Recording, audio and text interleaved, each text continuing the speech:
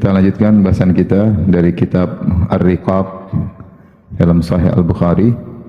Kita masuk pada bab yang baru, babu qaulihi azza wa jalla, bab tentang firman Allah Subhanahu wa taala, inna zalzalatas saati syai'un azim. Sungguhnya goncangan yang terjadi pada hari kiamat adalah perkara yang sangat dahsyat.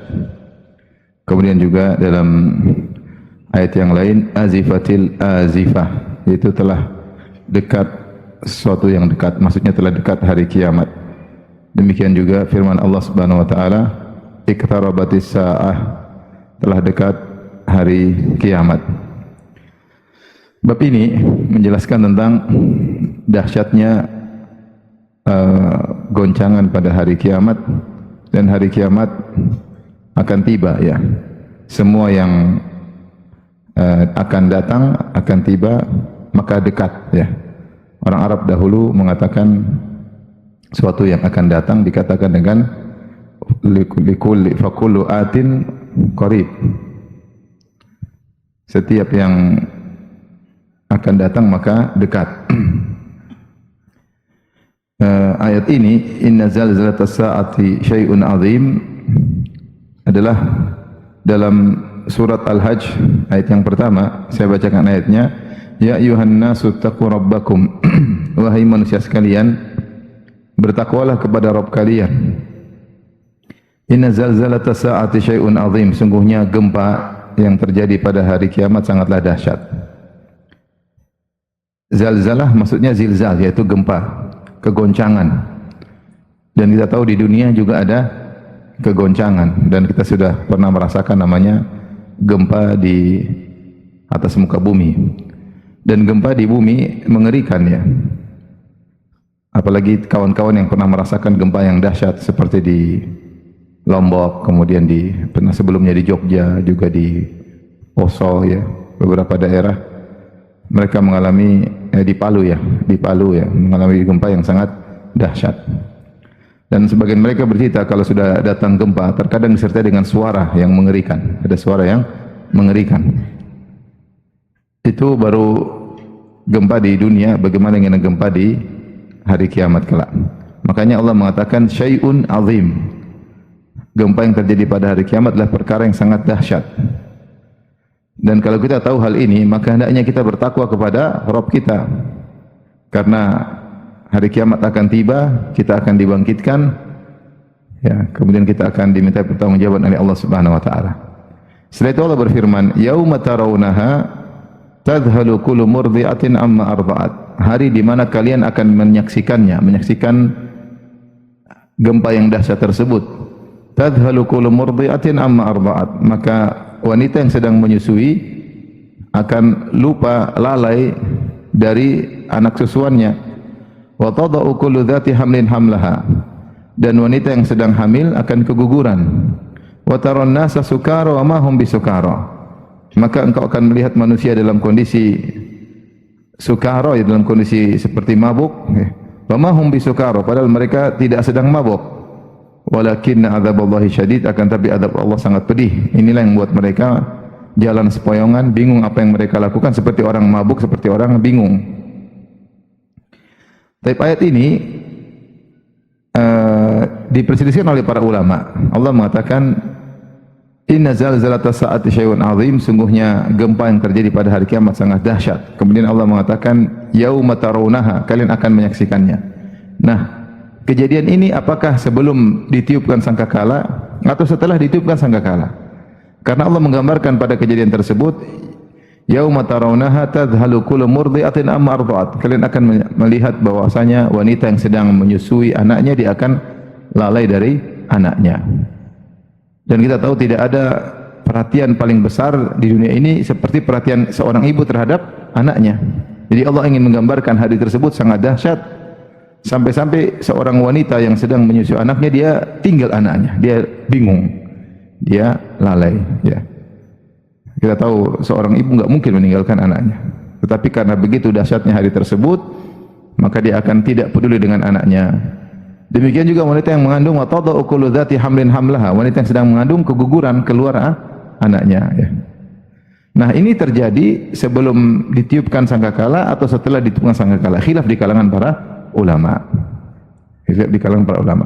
Zahir ayat menunjukkan bahwasanya ini sebelum ditiupkan sangkakala terjadi gempa yang sangat dahsyat. Ada yang mengatakan ini terjadi ketika ditiupkan apa? Sangkakala.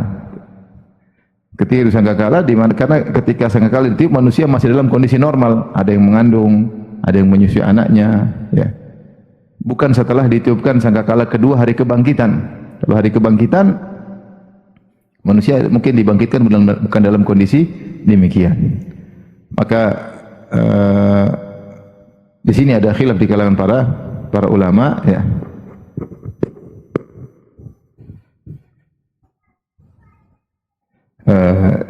Ada yang mengatakan tadi sebelum ditiupkan sangkakala, ada yang mengatakan ketika ditiupkan sangkakala yang pertama, ada yang mengatakan ketika hari dibangkitkan. Ini khilaf di kalangan para ulama.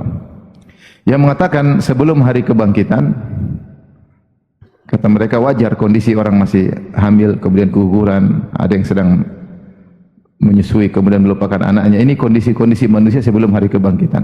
Kalau orang sudah ditiupkan sangkakala kemudian mati, kemudian dibangkitkan, harusnya tidak demikian kondisinya. Tidak sedang mengandung atau tidak sedang menyusui. Sebenarnya mengatakan tidak. Ini kondisi setelah dibangkitkan. Adapun penyebutan Allah Subhanahu wa taala, kalian akan melihat kalau ada yang menyusui akan melupakan anaknya, ketika ada yang mengandung akan keguguran. Ini adalah metode orang Arab untuk menjelaskan dahsyatnya sesuatu. Artinya mereka seakan-akan Allah berkata, seandainya ada orang yang mengandung bertemu dengan hari tersebut pasti akan keguguran. Seandainya ada orang yang sedang menyusui anaknya, maka dia pasti akan lupa dengan anaknya. Dan ini sama seperti firman Allah Subhanahu wa taala, yauma yaj'alul wildana syiba, hari di mana Allah menjadikan anak kecil menjadi beruban. Saking ngerinya hari tersebut, seandainya kalau ditemui oleh seorang anak kecil maka akan berubah hormon dalam tubuhnya, ketakutan, maka rambutnya jadi putih mendadak karena saking dahsyatnya hari tersebut. Ala kulli hal, beberapa pendapat di kalangan para ulama, ada yang mengatakan sebelum ditiupkan sangkakala, ada yang mengatakan ketika ditiupkan apa? Sangkakala yang pertama, dan ada yang mengatakan setelah hari kebangkitan. Namun ini semua adalah hari yang sangat dahsyat. Allah alam bisawab, ya. Dan Imam Bukhari kemudian menyebutkan ayat yang lain tentang azifatil azifah atau iqtarabatis saah, bahwasanya hari kiamat sudah dekat. Dan Allah telah mengatakan wa may yudrika la'alla sa'ata qarib, bisa jadi hari kiamat itu dekat. Dan Rasulullah SAW telah mengatakan bu'ithu ana wa sa'aka hataini, aku diutus dengan hari kiamat seperti ini, ya. Ya, ini menunjukkan bahwasanya hari kiamat sudah dekat.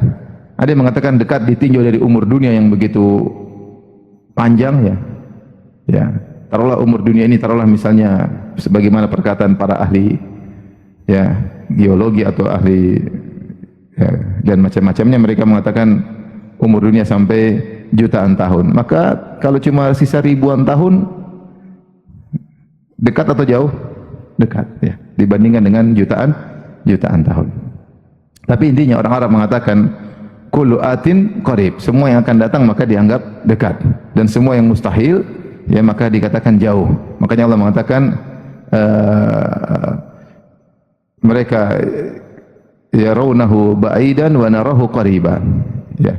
Mereka memandang hari kiamat ba'idan maksudnya mustahil, wa narahu qariban, sementara kami memandang hari kiamat dekat maksudnya tidak mustahil, maka akan datang.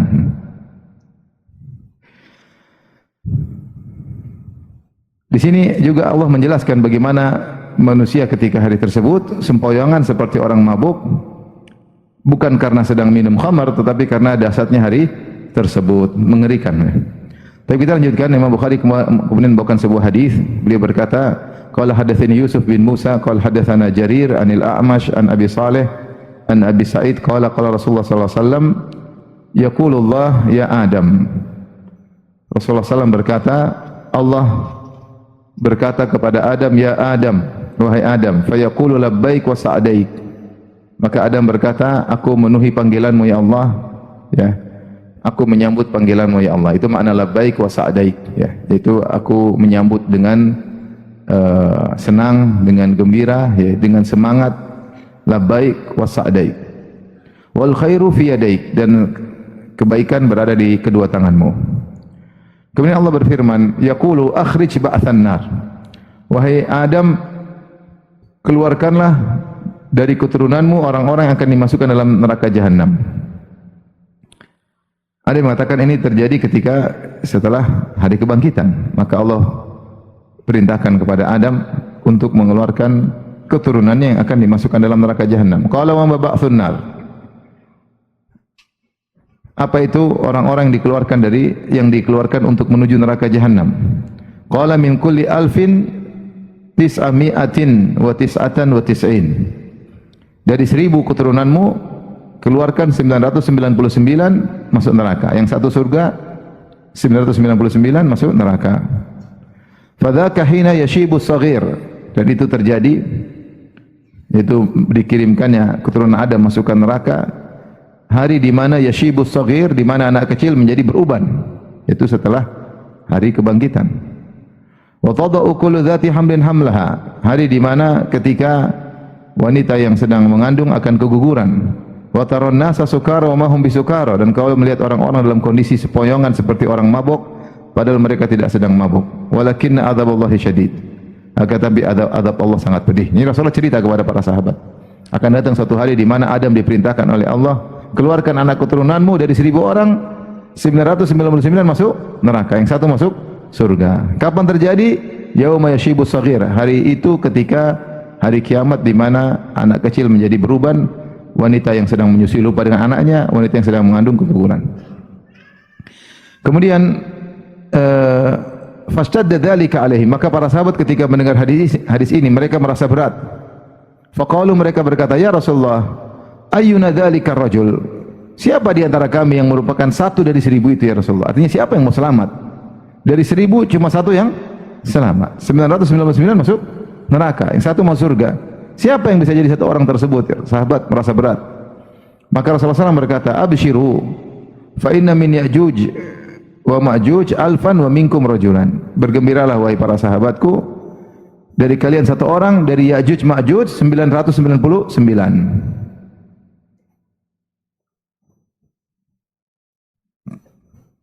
Jadi kita tahu bahwasanya Ya'juj Ma'juj adalah dua kabilah yang tertahan di zaman Zulkarnain, ya tidak? Ya.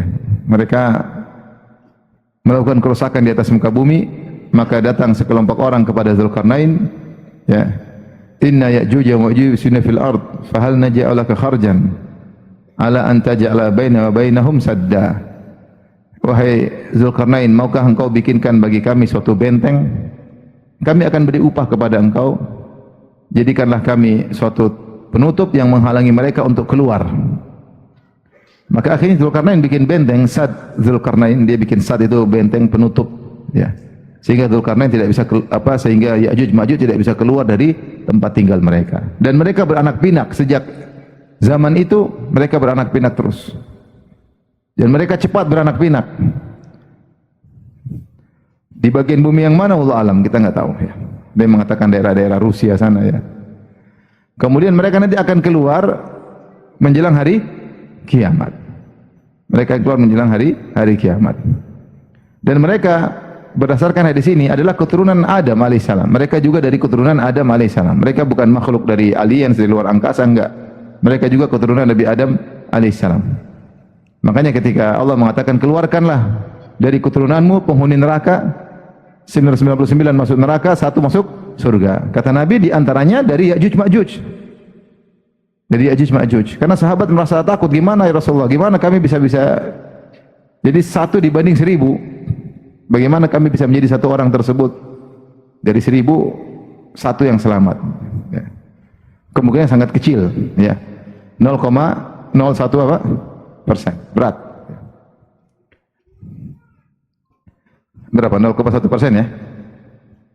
0,1%. Intinya sangat berat, 1/1000 kemungkinannya. Maka Nabi mengatakan, bergembiralah, sungguhnya ya kalian satu orang, sisanya dari Ya'juj dan Ma'juj. Sehingga Ya'juj Ma'juj menunjukkan dia adalah keturunan Nabi Adam. Adapun riwayat-riwayat yang tidak jelas menyatakan Ya'juj Ma'juj, ada yang tingginya tinggi sekali sampai sekilo lebih. Ada yang bilang tinggi mereka bahkan cuma mungkin 1 hasta, ya, pendek ya. Ada yang mengatakan Ya'juj Ma'juj telinganya lebar ya. Sehingga kalau dia mau tidur dia gelar telinganya, dia tidur di telinganya. Telinga satu buat alas, telinga satu buat selimut. Ini semua tidak benar. Mereka adalah makhluk seperti manusia biasa.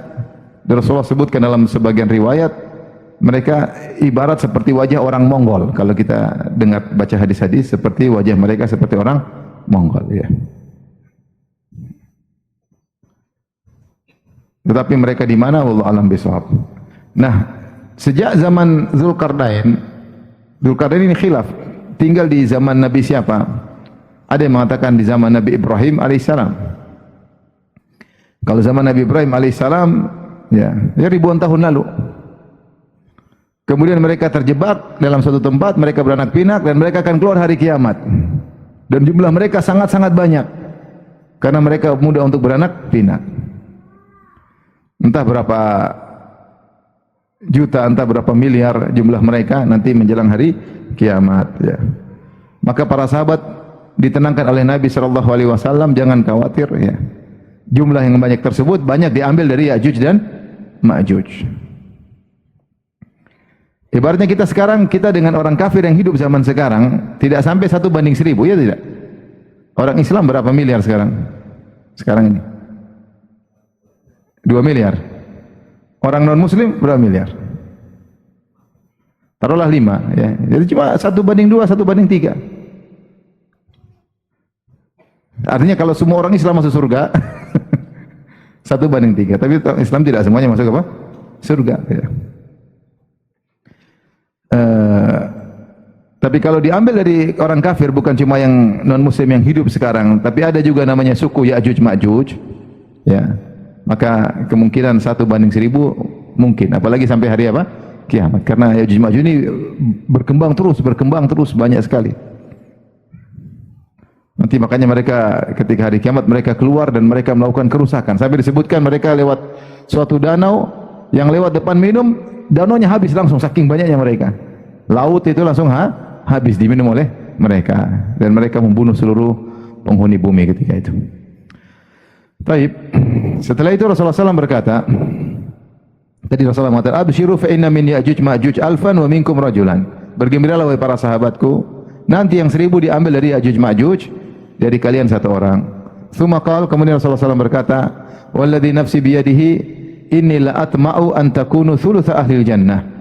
Demi zat yang jiwaku berada di tangannya, sungguh aku berharap kalian itu sepertiga penghuni surga. Yaitu dibandingkan dengan umat-umat sebelumnya, mudah-mudahan kalian sepertiga penghuni surga. Qala fahamidna Allah wa kabbarna. Kami pun muji Allah, kami bertakbir. Tsumma qala walladzi nafsi biyadihi inni la atma'u an takunu syatra ahlil jannah. Sungguh aku ini berharap, benar-benar berharap semoga kalian menjadi setengah penghuni surga. Inna mathalakum fil umami kamathali sya'arati al-bayda fi jildi thawril aswad. Sungguhnya perumpamaan kalian dibandingkan umat-umat yang lain seperti perumpamaan satu helai bulu yang putih di tubuh thawr, banteng yang berwarna hitam. Ya. Artinya kalian cuma sedikit. Jadi kalau ada banteng warna hitam, tentu ada bulu putih. Kalian kira-kira seperti itu. Kalian dibandingkan dengan seluruh umat yang lain. Au raqmati fi dhira'il himar, atau seperti raqmah di kakinya himar. Pahanya himar. Raqmah. Jadi kalau ada kaki himar, terkadang kan kakinya berbulu semua. Terkadang di sela-sela kaki tersebut ada sebentuk semacam bulatan ya. Di situ daging tumbuh atau seperti tulang tumbuh, tidak ada bulunya, tidak ada apa? Bulunya. Itu dalam bahasa Arab namanya raqmah. Seperti ada luka tapi dia bukan luka, memang dari sananya. Sehingga kakinya yang tadinya berbulu ternyata ada bagian kecil yang tidak berbulu, dia agak keras, kulit yang keras atau semacam tulang, itu namanya raqmah. Itu Rasulullah menggambarkan bahwasanya kalian itu jumlahnya apa? Sedikit dibandingkan orang-orang kafir yang ada. Ya. Maka Rasulullah berharap bahwasanya kalian wahai para sahabatku atau kaum muslimin, kalian itu adalah setengah penghuni surga, yaitu dibandingkan dengan umat-umat nabi-nabi sebelumnya. Baik, ikhwan dan akhwat yang rahmati Allah Subhanahu wa taala, ini dalil tentang dahsyatnya hari kiamat kelak, ya. Dan pada hari kiamat kelak Allah akan berbicara dengan Nabi Adam alaihissalam, kemudian menyuruh Nabi Adam untuk mengeluarkan dari keturunannya untuk masuk neraka Jahannam. Dari 1999 masuk neraka, kemudian yang satu masuk surga. Allahul musta'an. Tapi kita lanjutkan bab berikutnya, ya.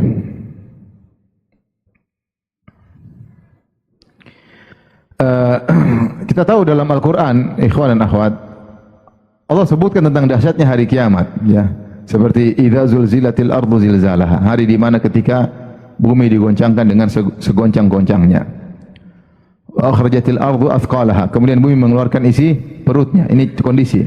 Kemudian juga Allah mengatakan idza samaa'un syaqqat, ketika langit terbelah. Dalam ayat yang lain idza samaa'un fatarat, ketika langit dirobek oleh Allah Subhanahu wa taala. Wa idzal kawakibun tatharat, ketika bintang-bintang berjatuhan, ya. Kemudian juga Allah mengatakan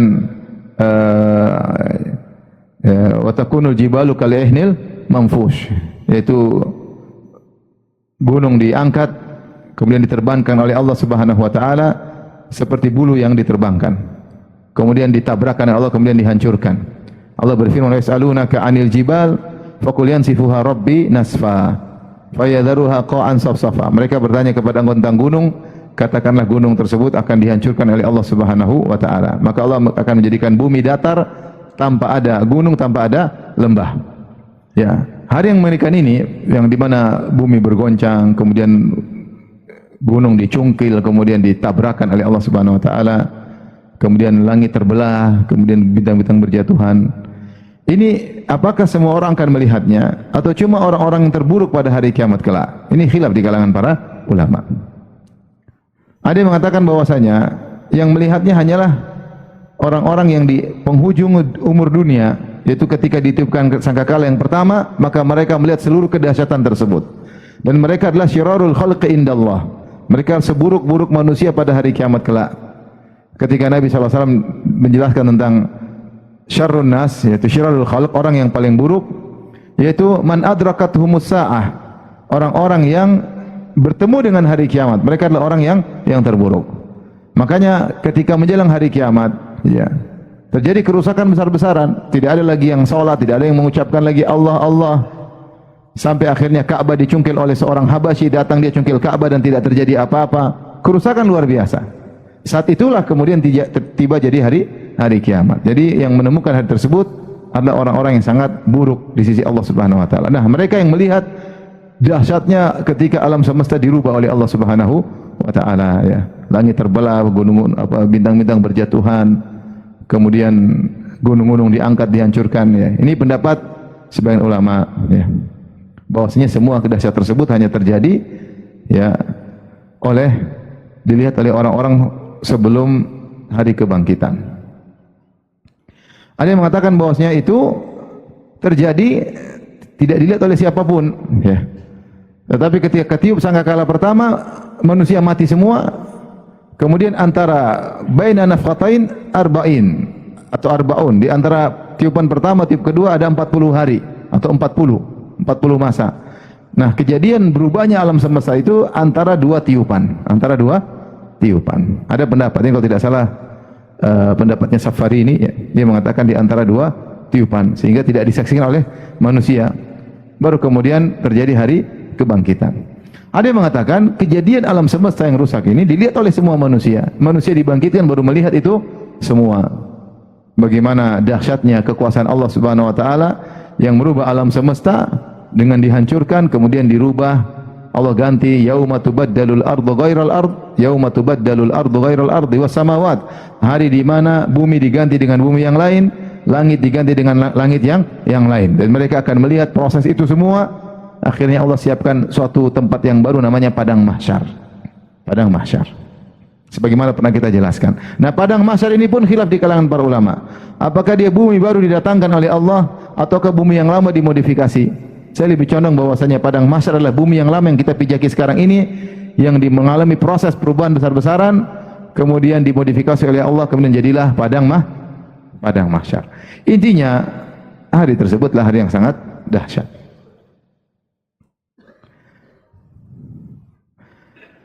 Baik, kita lanjutkan. Kemudian Bukhari berkata rahimahullah, babu qaulillahi ta'ala ala yadhunnu ulaika annahum mab'utsun. Tidakkah mereka yakin bahwasanya mereka akan dibangkitkan di yaumin azim, pada hari yang sangat dahsyat, yauma yaqumun nasu lirabbil alamin, hari di mana manusia akan berdiri untuk menanti kedatangan Allah Subhanahu wa taala. Wa qala Ibnu Abbas berkata, wa taqatta'at bihimul asbab, pada hari tersebut seluruh asbab akan terputus. Apa itu asbab? Kata Ibnu Abbas, al-wusulat fid dunya, segala hubungan, segala relasi akan terputus pada hari tersebut. Segala relasi akan terputus pada hari tersebut. Baik, ayat yang pertama yang dibawakan Imam Bukhari menggambarkan tentang Allah ingatkan tentang hari yang sangat dahsyat. Ayat ini terkait dengan al-mutaffifin. Kata Allah Subhanahu wa taala, wailul lil mutaffifin. Celaka bagi orang-orang yang melakukan tatfif. Tatfif itu mengurangi takaran dengan ukuran sedikit, bukan besar. Ibaratnya kalau orang jualan baik takaran maupun timbangan. Ibaratnya kalau orang jual minyak 10 liter, dia kurangi jadi 10,9 liter misalnya. Dia cuma kurangi ya 100 mili misalnya. Dia kurangi sedikit. Sehingga orang yang beli tidak sadar bahwasanya dikurangi karena dia melakukan tatfif, cuma sedikit.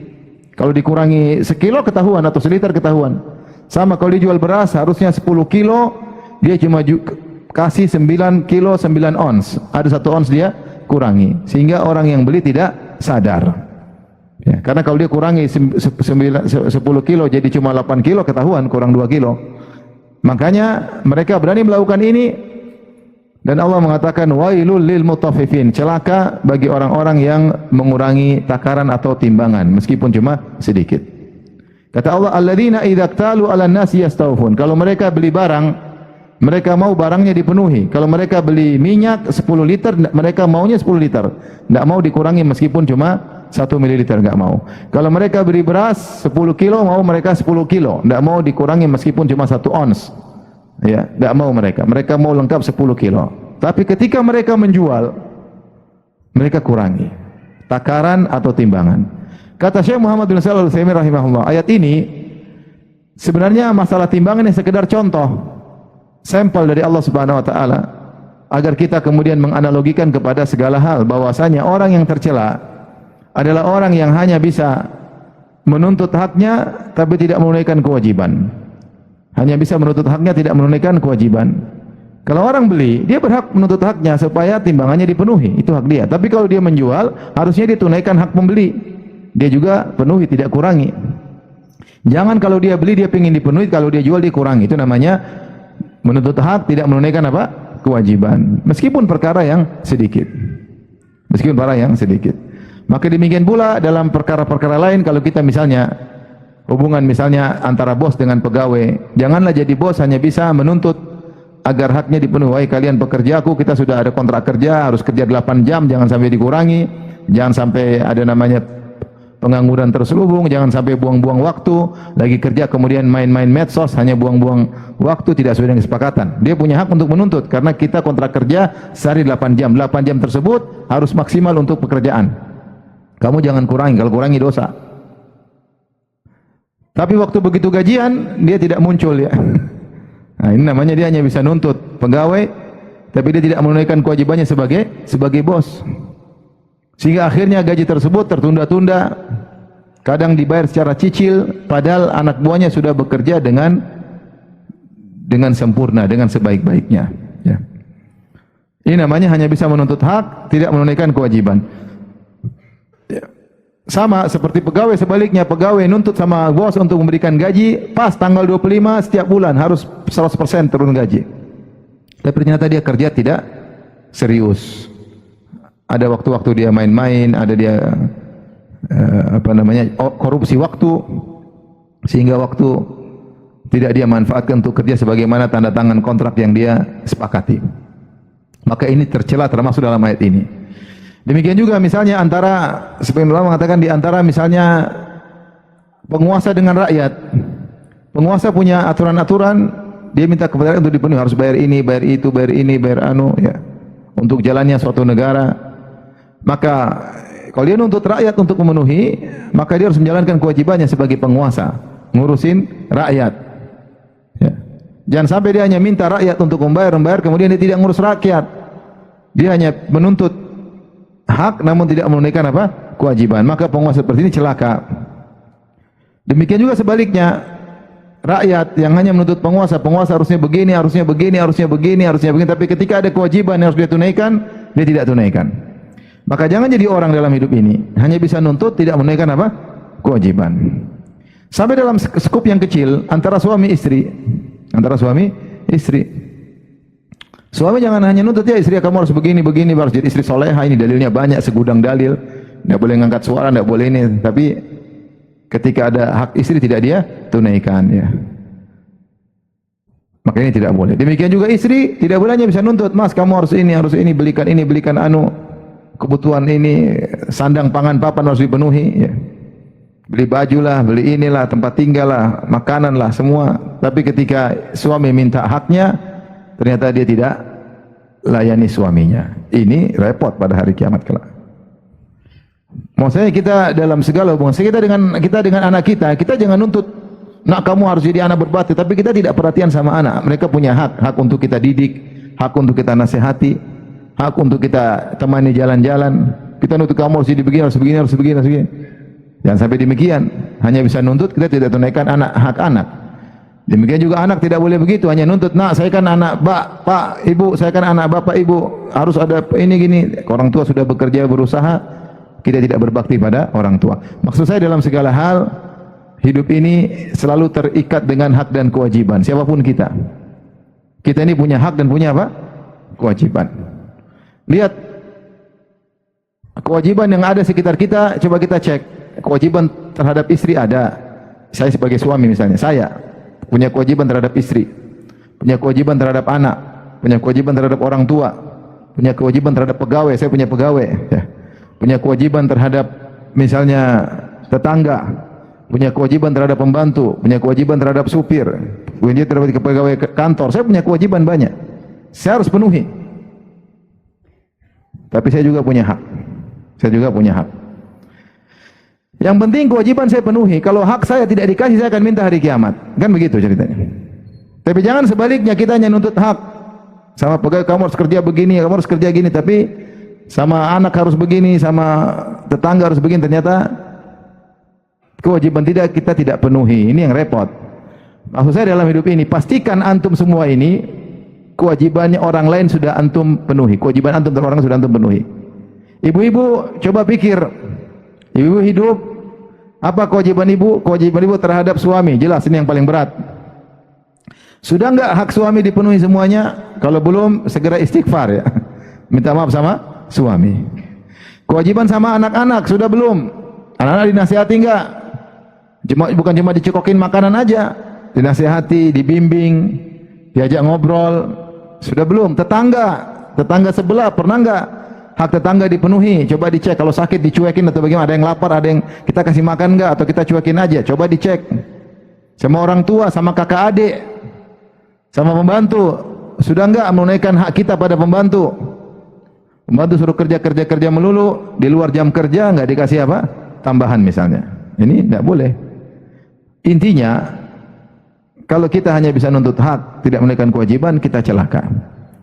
Allah berkata, wailul lil mutaffifin. Ini kita contoh aja, celaka bagi orang-orang yang melakukan tatfif, mengurangi takaran. Ya, disebut sedikit karena ini yang tidak ketahuan, ya. Maka celakalah orang-orang yang kemudian misalnya jualan minyak di pom bensin dikurangi, ya. Harusnya beli full tangki misalnya sekian liter dengan harga sekian, ternyata dikurangi. Itu kejadian, ya. Saya pernah ada yang beli, keluarga yang beli bensin, mobil tertentu. Mobil ini kalau kita lihat di peraturan sudah tahu mobil ini maksimalnya sekian puluh liter. Begitu beli dari kosong, ternyata lebih daripada apa? Kapasitas. Misalnya mobil tersebut kapasitasnya 50 liter misalnya. Ternyata ketika bayar di pom bensin, ternyata 60 misalnya. Berarti kan dia bohong 10 liter. Dijual kapasitas paling maksimal cuma berapa? 50 liter. Ternyata ketika bayar, ternyata jadi bayar 60 liter. Dari mana 10 liter datang? Kalau bukan dari penipuan pom bensin. Ini hari kiamat gimana seperti ini? Apalagi kalau ribuan mobil dia bohongin. Ngeri. Ngeri. Ini contoh. Sama seperti orang misalnya jual gas. Ya. Gasnya ditulis 3 liter. Ternyata 2,8. Dan itu benar. Benar 2,8 maksudnya. Tulisnya 3 liter atau 3 kilo, bukan 3 liter, apa 3 kilo. Ternyata hakikatnya 2,8. Ya jangan tulis 3 kilo dong. Itu bohongin masyarakat. Sampai ada yang bilang memang harus ditulis sekian supaya keuntungannya buat bagi-bagi antara orang-orang yang ingin dibagi-bagi. Luar biasa. Sampai ada kawan berhenti dari kerjaan seperti ini. Karena dia tahu isinya tidak sampai 3 kilo. Cuma 2, sekian.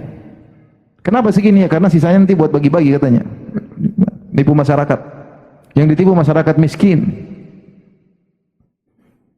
Yang biasanya orang seperti ini bukan orang miskin, mereka apa namanya orang kaya tapi tamak. Makanya Allah mengatakan, "Ala yadhunnu ulaika annahum mab'utsun?" Tidakkah mereka yakin bahwasanya mereka akan dibangkitkan, akan dimintai pertanggungjawaban? Kalau mereka yakin akan dimintai pertanggungjawaban, mereka tidak akan melakukan demikian. Tidak akan berani menzalimi orang lain, tidak akan berani menahan hak orang lain. Ya, ente kalau ada pegawai waktunya gaji, nanti tidak gaji, ente gunakan dulu uangnya, nanti setengah bulan lagi, ente akan ditanya, ente akan binasa hari kiamat. Tapi kalau anda yakin akan dibangkitkan oleh Allah, anda tidak akan menzalimi, anda kasih, sudah. Hak orang dulu diutamakan, jangan dulu. Makanya kalau kita punya dalam hidup ini, kalau kita punya kewajiban, selesaikan dulu. Awal bulan untuk punya duit, semua yang mau digaji gaji dulu. Listrik bayar dulu, ini bayar semua selesai. Ada sisa baru ante mau beli apa terserah.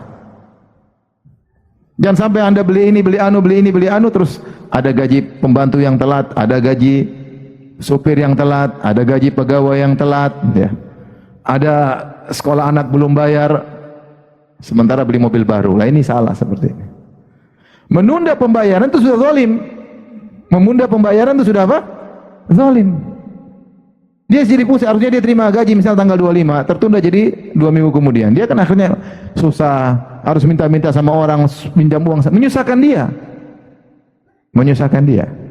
Bahkan anjurannya Nabi SAW mengatakan, berikan gaji qabla an yajifa araku, sebelum keringatnya kering kasih gajinya, harusnya demikian.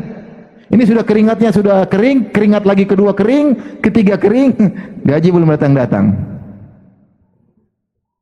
Ini kelihatannya sepele, tapi tidak sepele. Bagi siapa yang beriman kepada hari kiamat, dia akan dibangkitkan, maka jangan pernah menyepelekan hal ini. Ngeri. Makanya Allah mengatakan, "Ala yadhunnu ulaika annahum mab'utsun?" Tidakkah mereka yang mengurangi takaran dan timbangan yakin bahwasanya mereka akan dibangkitkan di yaumin azim, di hari yang sangat dahsyat. Yaumin azim, hari yang sangat dahsyat. Hari apa itu? Yauma yaqumun nasu rabbil alamin, hari di mana manusia berdiri untuk menanti kedatangan Allah Subhanahu wa taala. Di antara nama-nama hari kiamat adalah Yaumul Qiyamah. Al-Qiyamah diambil dari kata al-qiyam, yaitu berdiri. Karena orang-orang pada hari tersebut berdiri, tidak ada yang duduk, tidak ada yang berbaring, berdiri. Entah berapa tahun lamanya menanti kedatangan Allah Subhanahu wa taala. Ya, keletihan luar biasa, kepayahan luar biasa. Maka orang kalau ingat hari tersebut, sudahlah enggak usah macam-macam. Hidup ini yang penting antum makan, antum minum. Apalagi antum masih hidup, alhamdulillah kan, masih hidup kan? Di antara kita ada yang gemuk kan, alhamdulillah sudah. Semua apalagi mau menzalimi orang ngapain? Karena kadang-kadang karena ketamakan aja, tamak. Dan subhanallah, orang udah kena penyakit ini bukan orang miskin, ini orang kaya yang begini, yang rakus. Sudah dapat duit banyak, sudah korupsi banyak, terus bertambah-tambah korupsinya, tidak berhenti-berhenti. Sudah jeblos penjara, keluar masih korupsi lagi. Sudah jadi penyakit. Susah. Nas'alullah as-salamah, ya. Hari kiamat kayak apa? Apalagi saya sering sampaikan, hati-hati korupsi. Korupsi itu terkait dengan hak banyak orang. Kalau kita kalau seorang melakukan kezaliman pada satu orang, musuh dia cuma satu orang. Tapi kalau dia curi uang negara, waduh, dia curi uang rakyat, aduh, ini repot hari kiamat. Yang dia mungkin untuk nikmati cuma, ya nikmat apa sih? Mau nikmat apa juga? Duit banyak juga mau ngapain? Dia mau ngapain? Mau beli rumah 10, dia paling tinggal cuma 1. Mau beli tanah 1000 hektar pun dia juga cuma lihat data, tanah saya sudah 1000 hektar. Emang dia jalan-jalan terus ke tanahnya? Enggak juga. Ya enggak ngapa-ngapain, dia mau ngapain? Dia mau beli mobil mewah juga enggak berani, takut ketahuan. Uangnya pun dia simpan di luar negeri. Akhirnya kalau uang udah panas ya buat apa? Buat judi, main perempuan, buat zina, buat waliyadzubillah ya. Jalan-jalan ke luar negeri, buang-buang duit di sana ya. Nanti mati, kemudian hisab panjang. Baik. Kemudian Ibnu Abbas berkata, "Wa taqatta'at bihimul asbab, qala al-wusulat fid dunya." Maka pada hari kiamat kelak semua relasi akan terputus. Semua relasi akan terputus ya. Maka orang-orang yang saling punya hubungan di dunia, mereka akan saling berlepas diri. Tidak ada yang minta tolong ya. Minta tolong sama teman-teman juga tidak mau dimintain tolong. Semua masing-masing merasa susah. Allah berfirman, "Al-akhillau yawma idzin ba'dhum li ba'dhin aduwwun illal muttaqin." Semua yang berteman pada hari kiamat akan saling bermusuhan kecuali orang bertakwa. Orang bertakwa pada hari kiamat semakin kokoh relasi mereka. Adapun orang yang bersahabat bukan karena agama, bukan karena Allah Subhanahu wa taala, maka mereka akan saling berlepas diri pada hari tersebut. Ya. Baik, kita lanjutkan. Kemudian Bukhari berkata, rahimahullah taala, haddatsana Ismail bin Aban, qala haddatsana Isa bin Yunus, qala haddatsana Ibnu Aun An-Nafi' an Ibni Umar radhiyallahu anhuma anin Nabi sallallahu alaihi wasallam qala, dari Ibnu Umar radhiyallahu anhuma dari Nabi sallallahu alaihi wasallam beliau bersabda, yauma yaqumun nas li rabbil alamin. Menafsirkan ayat ini, hari di mana manusia berdiri untuk menunggu kedatangan Allah Subhanahu wa taala. Qala yaqumu ahaduhum fi rashihi ila ansafi udhunaihi.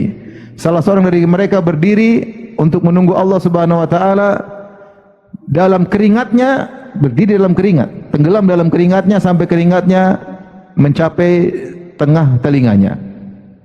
Telinganya sampai melewati mulut sampai di sini. Kenapa? Karena matahari didekatkan, tuduna syams, matahari didekatkan. Kita lihat hadis berikutnya.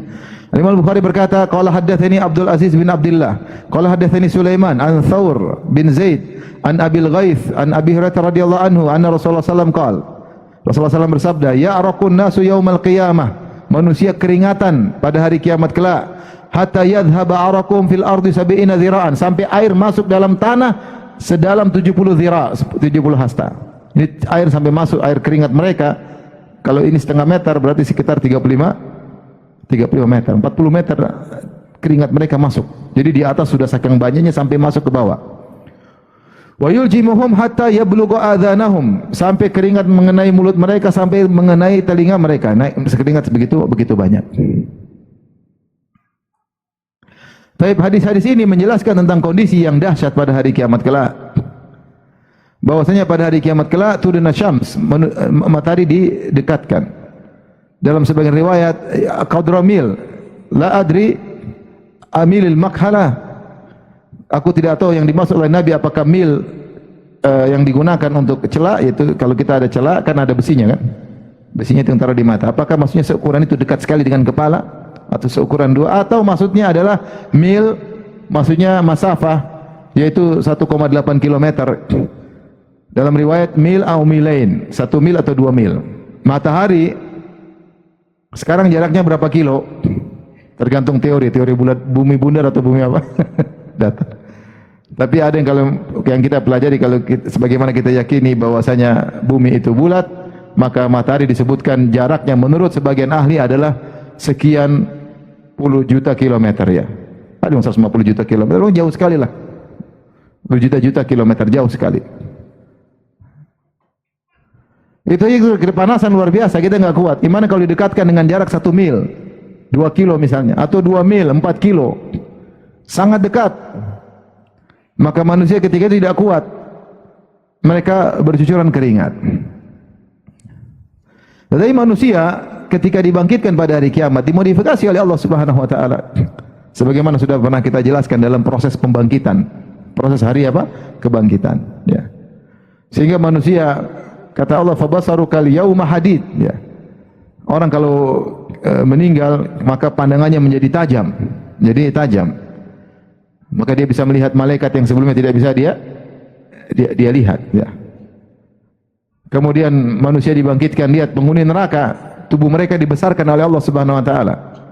Sehingga kalau mereka disiksa secara detail, ya, kata Allah tentang api neraka, allati tattali'u al-afidah, di mana api tersebut masuk ke dalam jantung mereka. Jadi kalau api dunia membakar luar dulu baru dalam, kalau api neraka langsung bakar luar dalam. Masuknya cepat. Kalau kita kan bakar sesuatu luar dulu baru panas, nanti baru masuk ke dalam. Kalau api neraka tidak, langsung masuk luar dalam. Apinya dari dalam luar langsung membakar. Dan itu pun mereka tidak mati-mati. Mereka tidak mati-mati. Kenapa? Tubuh mereka dimodifikasi.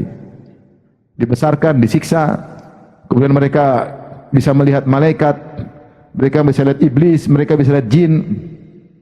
Demikian juga penghuni surga, orang-orang beriman, ya, mereka juga dibangkitkan dengan dimodifikasi sehingga bisa mereka melihat apa yang tidak bisa mereka lihat. Dan kalau mereka mau surga, mereka akan bisa melihat Allah Subhanahu wa taala yang selama ini mereka tidak bisa apa? Lihat. Intinya manusia, tubuh mereka dimodifikasi oleh Allah sehingga ketika matahari jarak 1 mil atau 2 mil mereka tidak mati. Cuma mereka merasakan kepayahan yang luar biasa. Keringat bercucuran tidak habis-habisnya.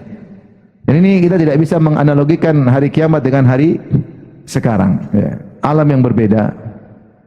Keringat bercucuran, panas.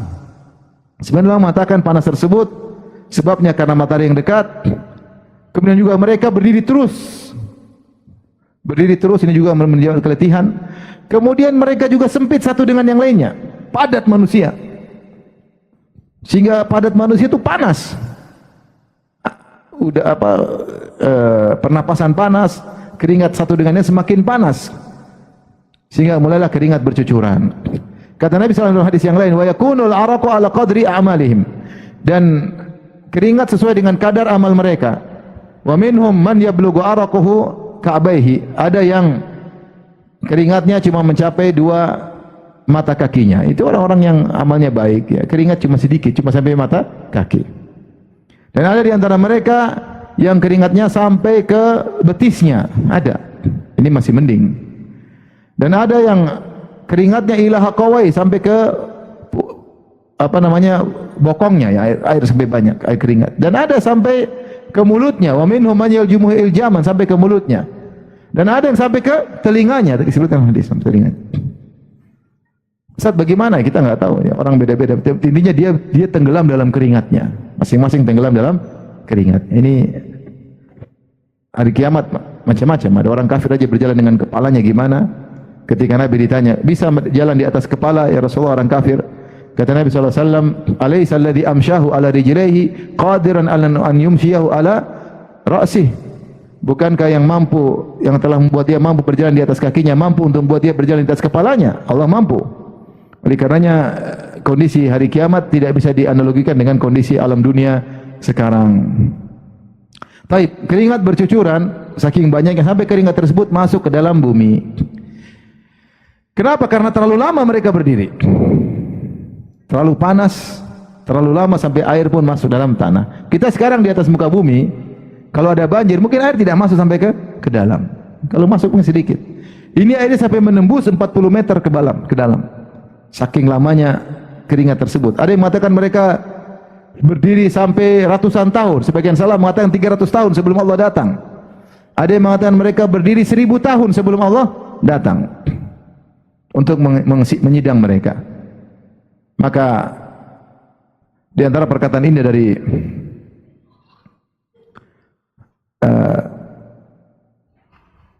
Al-Ghazali, coba saya nukil, ya. Saya ingin bacakan perkataannya.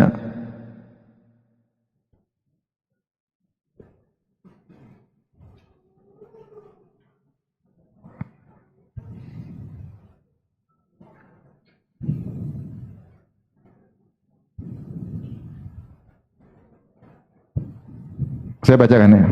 Berkata Al-Ghazali yang dinukil oleh dalam kitab Ibnul Mulaqin dalam kitab Tawdhih, dia berkata, "Wa alam anna kulla arakin la yukhrijuhu at-ta'abu fi sabilillah min jihadin wa hajjin wa qiyamin wa siyamin wa taraddudin fi qada'i hajati muslimin wa tahammuli masyaqqatin fi amrin bima'ruf aw nahyin an munkar fasayukhrijuhu al-haya'u wal khawfu fi sa'idil qiyamah." Perkataan, ingat kata Al-Ghazali, ketahuilah semua keringat yang tidak keluar di dunia ini karena ketaatan. Ya, orang keluar keringat, ada yang kata Ghazali, ada yang keluar keringat karena letih fisabilillah. Mungkin dia keringatnya keluar karena jihad, atau keringatnya keluar karena salat malam, keringatan, keletihan. Apalagi kalau musim panas salat malam, keringat.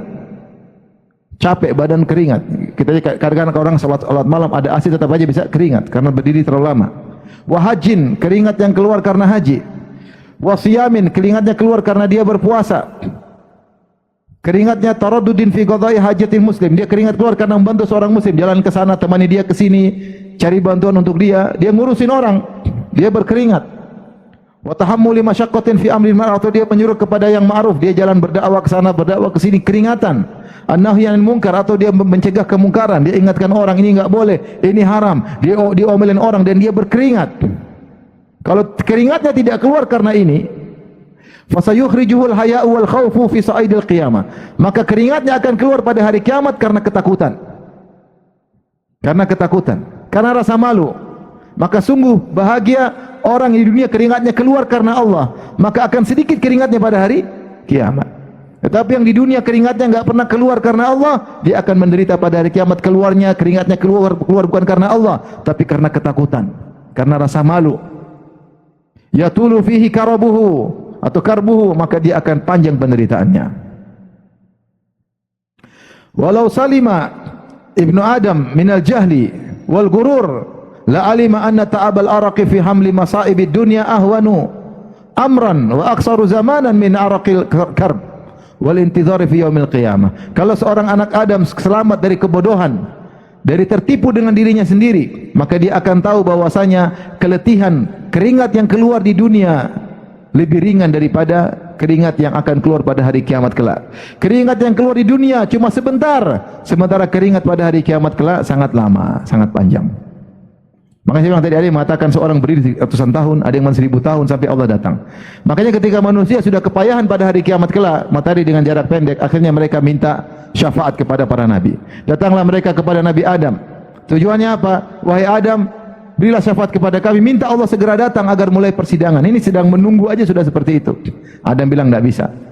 Kemudian Nabi berikutnya, ya, Nabi Nuh, kemudian Nabi Ibrahim, Nabi Musa, Nabi Isa, sampai Nabi Muhammad SAW, baru kemudian Allah datang untuk mulai persidangan. Ini semuanya menanti dalam kondisi kepanasan.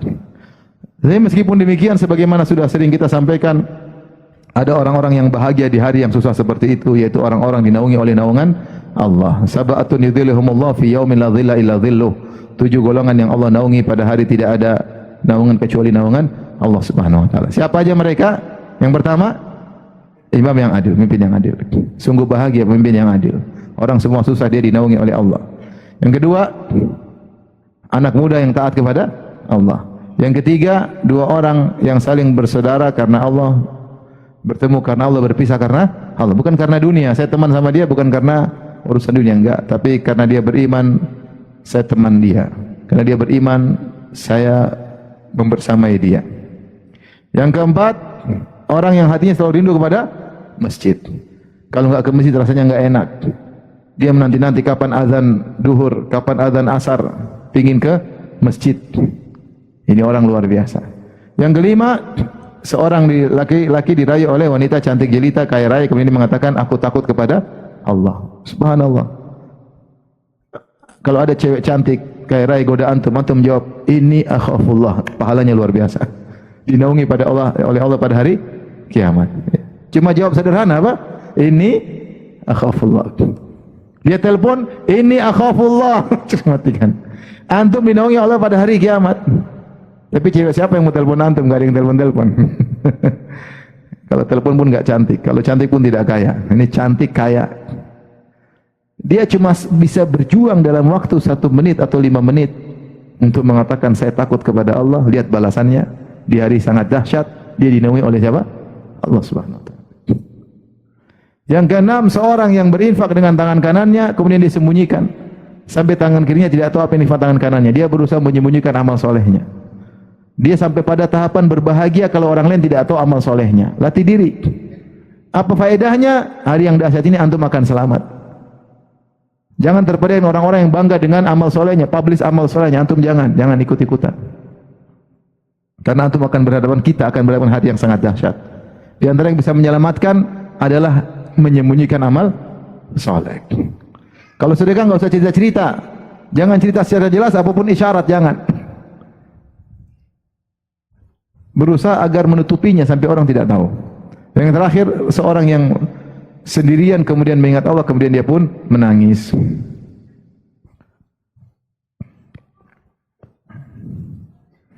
Tapi kita lanjut satu bab lagi, nanti nggak habis-habis buku ini ya.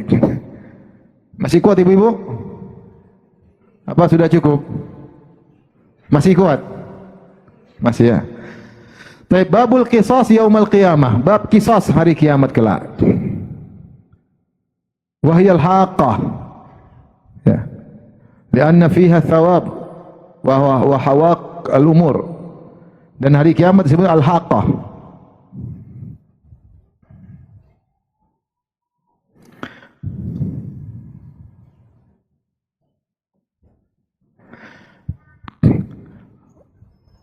Kemudian juga al-haqqatu wal haqqatu wahidun, kata Imam Bukhari, al-haqqah dan al-haqqah sama maknanya.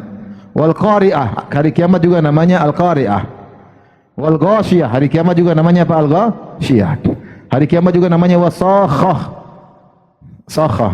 Hari kiamat juga namanya at-taghabun, wat-taghabun. Ghabnu ahlil jannati ahlan nar. Ya. Baik. Di sini Al-Imam Bukhari membawakan bab al-qisas. Al-qisas maksudnya mengambil hak dari orang lain.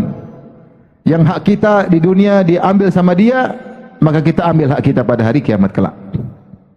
Itu namanya qisas. Seorang dizalimi di dunia dan dia tidak sempat mengambil haknya, dia akan mengambil pada hari kiamat kelak. Namanya qisas. Oleh karena ini terkait dengan perbuatan zalim. Dan kezaliman itu kembali pada 3 perkara, terkait dengan jasad fisik darah seorang, terkait dengan harta seorang, dan terkait dengan harga diri seorang. Makanya Rasulullah SAW mengatakan, inna dima'akum wa amwalakum wa aradakum haramun alaikum. Sungguhnya darah kalian, maksudnya darah yaitu nyawa, jiwa, fisik, haram kepada kalian untuk dilanggar. Wa amwalakum, demikian juga harta, jangan ngambil harta orang, haram untuk dilanggar. Wa aradakum, dan harga diri kalian jangan dilanggar. Jangan kalian menjatuhkan harga diri orang lain, jangan menjatuhkan citra orang lain. Itu semua perbuatan zalim. Kalau kalian melakukannya, kalian akan diqisas pada hari kiamat kelak. Kemudian Imam Al-Bukhari mengatakan yaumul qiyamah, qisas yang terjadi pada hari kiamat kelak. Tadi kita sebutkan hari kiamat, disebut hari kiamat karena orang berdiri dalam waktu yang lama. Tidak ada yang duduk, tidak ada yang nongkrong, tidak ada yang berbaring, tidak ada yang tidur, semuanya berdiri. Adapun al-haqqah, al-haqqah, hari kiamat disebut dengan al-haqqah. Ada yang mengatakan karena pada al-haqqah, karena pada hari tersebut akan ada ganjaran. Ganjaran akan diberikan, yaitu segala kebenaran akan terungkap dan segala kebatilan akan terungkap. Ya. Ini ada yang mengatakan demikian. Namanya semuanya akan benar-benar nyata, al-haqqah. Semuanya akan benar-benar akan terungkap. Dan di situ ada ganjaran, di situ ada pahala, di situ ada juga siksaan, dosa. Kemudian dia mengatakan al-haqqah karena di situ adalah keseriusan. Di hari kiamat tidak ada namanya main-main, tidak ada canda-candaan, semua serius hari kiamat. Semua serius. Makanya semua hak serius benar-benar. Tidak ada canda-candaan.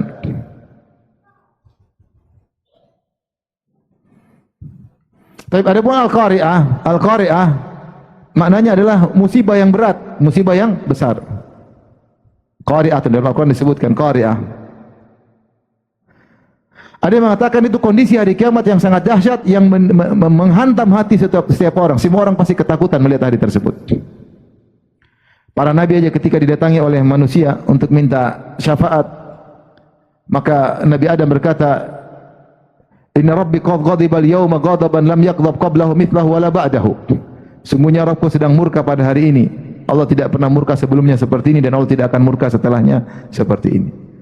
Jadi dahsyatnya hari kiamat, seorang akan disidang, berdiri di bawah terik matahari, kemudian akan dihisap, akan ditimbang, akan lewat sirat. Ini semuanya bikin dia takut. Jangankan ketika dibangkitkan, sebelum dibangkitkan, melihat bagaimana dahsyatnya alam berubah, langit terbelah, bintang-bintang berjatuhan, mengerikan. Kita baru lihat sedikit sudah ketakutan. Gimana kalau gempa dahsyat? Siapa yang tidak takut? Maka tiba Al-Qari'ah, yaitu kedahsyatan hari kiamat yang buat takut siapa saja yang menghadapinya. Kemudian di antara namanya adalah Al-Ghasyiyah, yaitu Ghasyiyah artinya meliputi. Taksya itu maksudnya meliputi. Maksudnya apa? Ketakutan tersebut meliputi semua orang. Rasa takut meliputi semua orang. Semua orang rasa takut hari tersebut. Adapun Sakhah, di antara nama hari kiamat Sakhah, yaitu yang memekakkan telinga, membuat telinga menjadi buta, yaitu maksudnya terkait dengan tiupan sangkakala. Fa idza ja'atis Sakhah, jika datang tiupan sangkakala yang sangat keras. Allah telah membinasakan sebagian umat ya dengan tiupan apa? Sangkakala. Dengan tiupan apa? Suara yang guntur, yang geledek. Pernah terjadi umat-umat terdahulu seperti kaum Samud. Allah bikin suara guntur yang keras membuat mereka mungkin pecah gendang telinganya, mati. Pada hari kiamat kelak akan terdengar suara ya, sangkakala yang sangat dahsyat yang buat orang bisa tersiksa dan mati.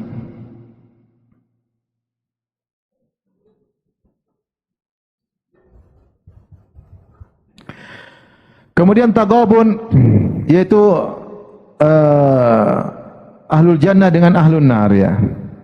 Ada yang mengatakan bahwasanya at-taghabun yaitu orang merasa, taghabun artinya dirugikan ya. Dirugikan. Pada hari kiamat kelak banyak orang merasa dirugikan, atau dia merasa rugi, bukan dirugikan, dia merasa rugi. Apa merasa ruginya? Di antara merasa rugi yaitu kenapa dia beramal sedikit ternyata ganjarannya sangat apa? Besar, sehingga dia merasa rugi ketika itu. Waduh, kenapa dulu saya cuma sedikit amal solehnya padahal ganjarannya sangat besar. Makanya Rasulullah SAW mengatakan nikmatani maghbunun fihi makatsirun minan nas. Dua nikmat yang banyak orang terpedaya, itu sehat dan apa? Waktu luang. Seandainya dia gunakan kesehatannya dan waktu luangnya untuk kebaikan, tentu dia tidak akan terpedaya, dia tidak akan rugi, dia akan mendapatkan keuntungan yang banyak. Nah, banyak orang ketika hari kiamat dia merasa rugi, kenapa dulu saya tidak banyak beramal saleh. Sama, dia merugi, dia melakukan maksiat, dia tidak menyangka ternyata dampaknya luar biasa, dia rugi. Dia merasa rugi.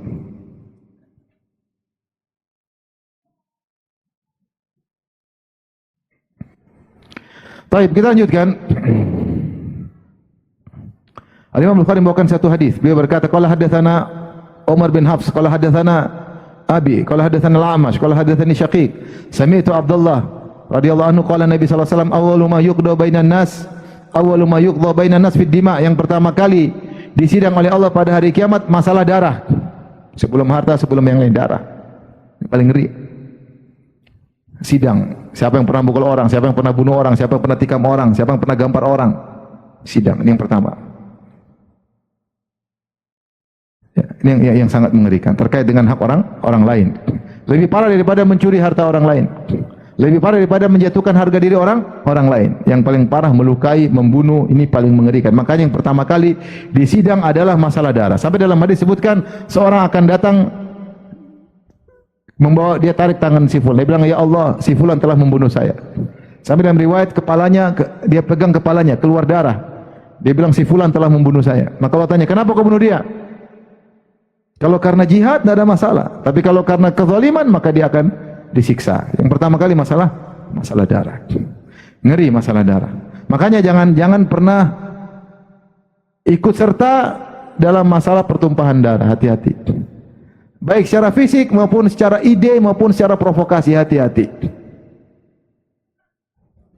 Jangan ikut memprovokasi, karena kalau ada orang meninggal gara-gara provokasi kita juga kena getahnya. Apalagi sama kaum muslimin, janganlah. Apapun keributan, jangan sampai ada pertumpahan darah. Jangan. Sebagian orang luar biasa provokasi. Ketika ada pertumpahan darah dia kabur, yang paling pertama kabur. Dia selamat. Sementara orang bodoh tertipu akhirnya tertumpah darah. Dipikir ketika dia provokasi dia paling jagoan, padahal ketika hari mengerikan kabur di luar. Tapi para orang yang bodoh sudah terprovokasi, terjadi pertumpahan darah. Sama muslim dengan muslim. Hati-hati. Seperti demo-demo yang kemudian terjadi pertumpahan darah, jangan ikut-ikut provokasi. Mau aparat, mau rakyat, sama-sama muslim. Sama-sama punya orang tua, sama-sama punya istri, sama-sama punya suami, sama-sama punya anak. Sama punya kakak adik, kalau satu kehilangan yang lain juga sedih. Nah kalau sudah provokator masuk, semua kehilangan kontrol. Akhirnya terjadi pertumpahan darah. Jangan nggak sepele, satu aja yang mati cuma satu, bukan mas satu ini ngeri. Karena saya tahu ada sebagian orang seperti itu, provokator. Begitu hari hanya dia kabur di luar. Akhirnya kaum muslimin ada yang meninggal. Jangan, ini yang paling pertama disidang oleh Allah dalam masalah apa? Masalah darah. Maka jangan kita ikut-ikutan dalam hal pertumpahan darah. Apapun yang terjadi, jangan angkat pedang, jangan. Bahkan dalam ketika muncul fitnah luar biasa, kata Nabi, kun Abdullah maktulan wala takun Abdullah al-qatil. Jadilah engkau hamba Allah yang terbunuh, jangan kau jadi hamba Allah yang membunuh. Kalau sudah fitnah luar biasa, jangan. Ketika Sa'ad bin Abi Waqqas diajak untuk urusan fitnah, dia tidak mau. Dia bilang, datangkan kepadaku satu pedang yang bisa bilang ini pantas dibunuh, ini enggak. Kalau ada pedang seperti itu saya ikut. Dari manakah ada pedang seperti itu?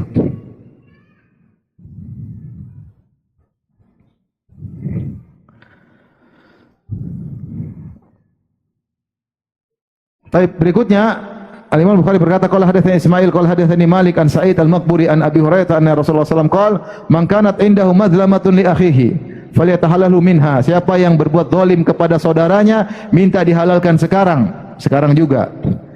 Sebelum hari kiamat, sebelum mati. Fa innahu laisa thamma dinar, karena pada hari kiamat enggak ada dinar lagi, wala dirham, tidak ada dirham. Kalau sekarang masih kita bisa bayar. Min qabli an yu'khadha li akhihi min hasanati, sebelum kebaikannya diambil diberikan kepada saudara yang dia zalimi. Fa illam yakun lahu hasanat, kalau ternyata dia tidak punya kebaikan, ukhidha min sayyiati akhihi, maka dosa-dosa saudaranya diambil, faturhat alaih, kemudian dilemparkan kepadanya. Usahakan jangan kita ada masalah sama muslim, usahakan. Dan kita tidak boleh berbuat zalim kepada siapapun, muslim dan muslim enggak boleh zalim, enggak boleh. Zalim celaka, meskipun zalim sama orang kafir, kita celaka. Karena tidak ada seorang pun dimasukkan neraka kecuali diambil haknya dari penghuni surga. Meskipun yang kita zalimi orang kafir, kalau kita pernah zalimi dia, maka dia akan nuntut sebelum dia dimasukkan dalam neraka. Mungkin ngurangi nerakanya sedikit mungkin. Tapi orang yang di surga akan berkurang derajatnya. Tapi masih mending kalau kita ada masalah sama non-muslim. Yang paling parah kalau masalah sama orang apa? Muslim. Makanya ketika Umar ditikam, dia tanya, siapa yang tikam saya? Disebut Majusi. Jadi alhamdulillah, yang tidak menjadikan dia masalah dengan orang muslim. Umar tidak ingin nanti di hari kiamat bersidang dengan lawan orang sama muslim. Enggak gampang. Makanya dalam hidup ini kita berusaha meninggal tidak punya masalah sama orang, meskipun itu mustahil.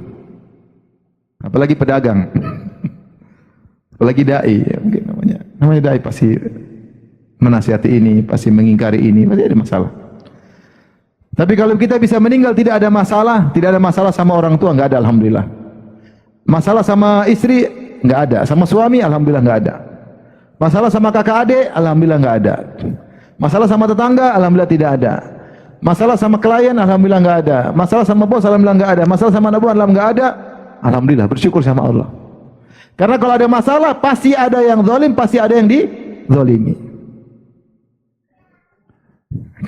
Alhamdulillah kalau kita yang dizalimi. Kalau kita yang menzalimi, repot hari kiamat. Sampai ketika Rasulullah SAW ditanya oleh seorang sahabat, ya Rasulullah, saya punya budak-budak. Mereka membangkang, mereka begini, kurang ajar, yang saya pukul mereka ya Rasulullah. Saya maki mereka, saya pukul mereka. Kata Rasulullah, nanti lihat di hari kiamat. Kalau ternyata kezalimanmu lebih besar, repot. Akhirnya dia takut, dia perdekakan budak-budaknya. Berikan seorang waspada, jangan asal ngomong, jangan asal bicara, jangan asal komentar, karena semua tercatat. Kalau kita punya masalah sama orang, segera minta dihalalkan sekarang. Minta dihalalkan sekarang, jangan ditunda-tunda. Jangan ditunda-tunda. Saya ketemu seorang syekh di Madinah. Dia pernah dikata-katain sama orang lain. Lama. Setelah sekian tahun, artinya akhirnya orang itu menyesal karena ngata-katain syekh ini. Kemudian dia telepon syekh ini cerita langsung sama saya. Bukan guru saya, cuma saya kenal. Kemudian dia bilang, "Syekh, anta Syekh Fulan?" Kata dia, "Iya." "Mohon maaf, saya pernah gini-gini, saya minta nomor rekening antum. Kau minta berapa saja saya kasih." Dia ingin minta ridho apa? Karena pernah menjatuhkan harga diri orang, dia ingin bayar dengan apa? Uang. Kata syekh ini, "Saya tidak pernah duit, saya tidak perlu duitmu," dimatikan HP-nya. Karena syekhnya juga kaya. Maksudnya untuk beri pelajaran. Ya. Makanya kalau di dunia kita pernah gibah orang, kita kasih duit masih mending. Kata Syekh Utsaimin, kalau kita gibah orang, terus dia tahu kita gibah dia, kita datang, kita tolong maafin saya, dia bilang enggak, udah kasih 5 juta mau enggak? Kalau dia ridho, kasih aja. Daripada urusannya di mana? Di akhirat. Satu kebaikan itu mahalnya luar biasa.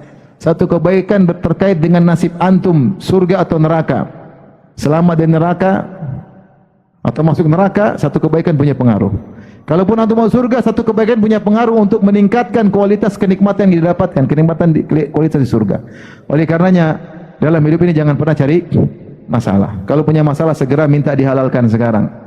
Saya sering sampaikan cerita, ada kawan saya pernah mau dipukul sama orang sekitar tahun 2000,